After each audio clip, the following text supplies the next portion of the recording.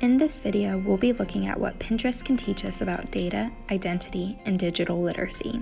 It's a growing online social platform that is used to save and share URLs.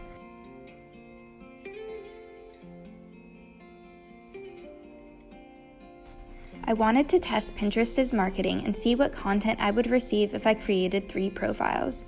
The first profile I made was a blank account where I selected my interests as I would as a 22-year-old female.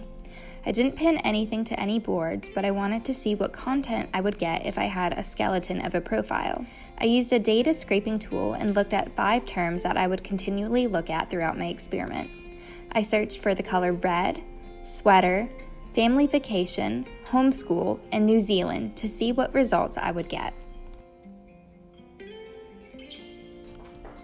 Over the weekend, after I looked at the content Pinterest tried to give me, I went in and created 6 boards of this blank profile of things I do enjoy. I made a tropical and mountainous board because I would like to visit those places. I created a dream home board because I love looking at cool architecture. And then I added memes, life hacks, and cute animals because, well, I like all of those things. I found that I enjoyed looking through my homepage and suggested pins way more than I did with the blank profile. The Pinterest algorithm took my data that I inputted into those boards and used implicit ratings as contextual clues to generate items that were more of interest to me. I wanted to know if my basic demographic would change, if the pins presented to me would also change. I created a new account, named myself a 65-year-old Sean, and kept everything very gender neutral. In the same process, I scrolled through my home profile to see the types of pins I would get, and then I used the same 5 terms to generate data in the scraping tool. My results were a mixed bag of surprises and disappointments.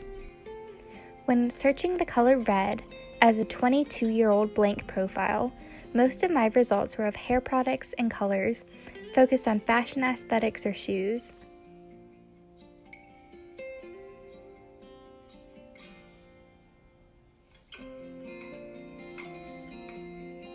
When I updated this profile to fit my actual interests in the main results, were focused on just products, and there were many different shades of red that appeared, like I was looking at a painting sample.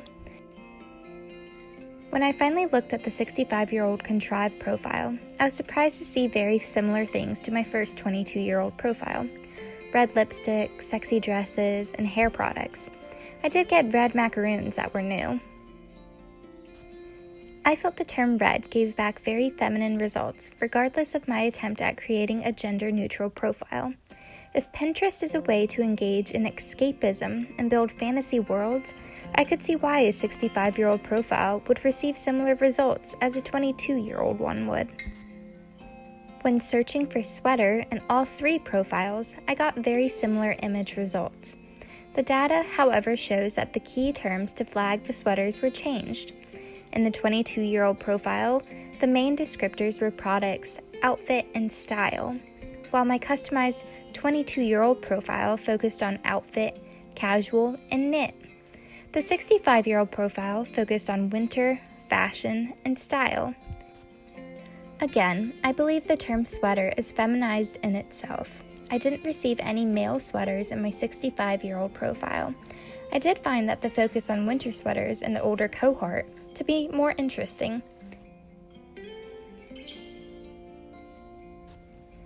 When looking at family vacation, the blank profile showed many travel books to various places from Greece to Ireland or Hawaii. It was just showing life hack articles to travel easier.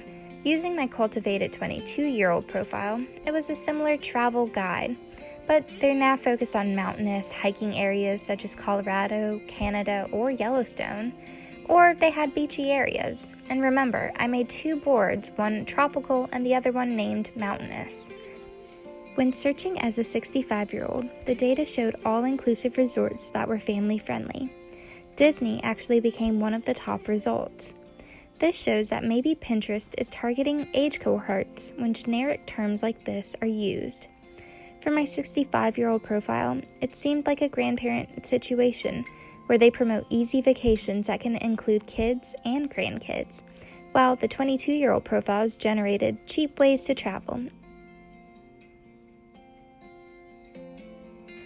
When I searched New Zealand, all 3 profiles came up with very similar results. Pinterest showed very pretty scenery and Discover New Zealand articles. When looking at the data, it also shows many similarities between the profiles, using terms such as travel, South Island, itinerary, and on Australia. I wasn't surprised that my results didn't distinguish between genders or age because of the term New Zealand. It's a very specific term and would garner small results. Finally, when I searched for homeschool with the blank profile and personalized 22-year-old profile, it came up with many homeschool schedules and routines to follow, as well as to teach homeschool links. When looking as the 65-year-old profile, I solely got how to teach homeschool and fun activities to do as a teacher. When looking at the data, it shows very similar terms were used in all 3 profiles, such as kids, activities, school, and resource. But because of the age, I believe Pinterest categorized what pins appeared to be the most appropriate. This search term turned out to be very gender neutral as well. A digital identity exists as soon as you create a profile on social media. For Pinterest, I found my digital identity can be as close to my real thoughts and ideas as I want it to be. Cindy Jacoby in A Sight for Fresh Eyes highlights that previous scholars have criticized Pinterest as a social networking site that doesn't encourage valuable content creation. I found that the material presented to me seemed to be targeted to a female audience, even with my gender-neutral profile. What I did find through the profiles I created was the data did pay more attention to the age of my profile and targeted products that fit with the age more than it did to the gender.